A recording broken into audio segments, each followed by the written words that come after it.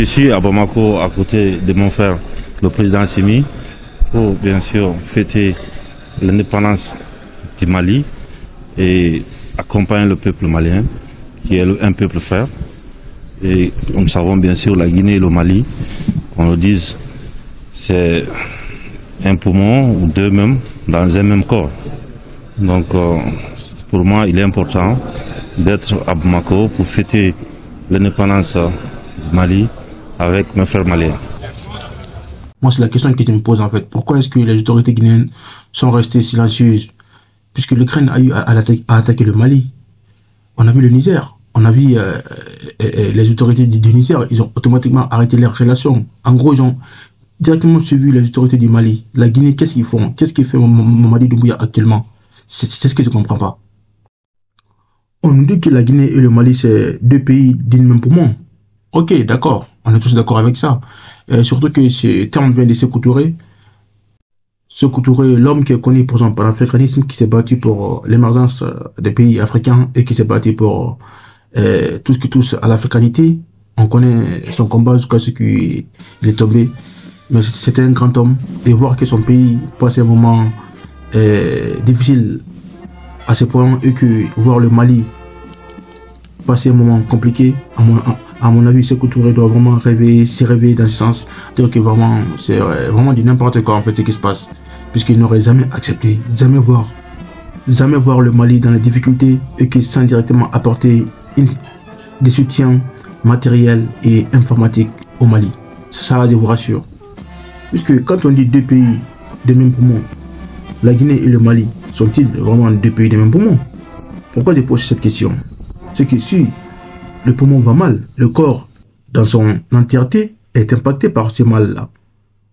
Nous voyons que le Mali passe un moment extrêmement compliqué dans son histoire, et surtout depuis qu'elle s'est débarrassée de certains pays. Le pays des Barry Wadou, des Ahmed Sékou Touré, des Mawa Kamara, tous ces panafricanistes et tous ces grands combattants de l'indépendance des Africains, voient le Mali dans les difficultés et puis voient aussi le Mali se faire attaquer, mais reste silencieux. Franchement, moi, l'histoire de ces pays me dit que c'était impossible de voir ces genres de choses se passer. Puisque le Mali et la Guinée, je vous le dis encore, restera toujours le pays d'un même poumon. Mais actuellement, les autorités qui dirigent la Guinée ne veulent pas vraiment se bouger. Et ça fait très mal au cœur. Lors de son arrivée au Mali, le général Doumbouya a répété les mêmes phrases qu'Ahmed Sékou Touré, puisque tous les Guinéens, et moi je continue encore à croire que Doumbouya vraiment il est dans le bon sens, mais franchement ce qu'il fait pour le moment sur la situation du Mali, ça me dérange et ça m'énerve vraiment, mais vraiment quoi. Mais vu que les citoyens, nous on ne peut rien faire, on ne peut qu'apporter des analyses, nos pensées, c'est tout ce qu'on peut apporter et essayer aussi d'apporter des pour et des contre. Mais il faut absolument qu'ils puissent se bouger dans ce sens. Je ne sais pas ce qui se passe dans les coulisses, je ne suis pas dans les coulisses, mais il faut absolument qu'ils puissent être aux côtés du Mali. C'est ce qui est important. Là, je vais vous laisser voir la vidéo lorsque Doumbouya s'est déplacé au Mali, puisque quand il est arrivé au Mali, il a répété les mêmes phrases que Sékou Touré. Je vous laisse visionner la vidéo là qui dure juste 2 minutes pour que vous puissiez comprendre vraiment mes propos, pourquoi est-ce que j'ai dit en fait ces propos-là. Président de la transition guinéenne, le colonel Mamadi Doumbouya est donc à Bamako pour une visite officielle de 48 heures. C'est une première, une visite qui va sans doute booster davantage la coopération bilatérale qui est au beau fixe. Voyons quelques points forts de cette coopération qui date de l'Empire Mandingue avec Sidiki Dembélé. En choisissant la terre malienne pour sa première sortie officielle, le président guinéen, le colonel Mamadi Doumbouya, ne fait que confirmer davantage la célèbre formule de Sékou Touré selon laquelle la Guinée et le Mali sont deux poumons d'un même corps.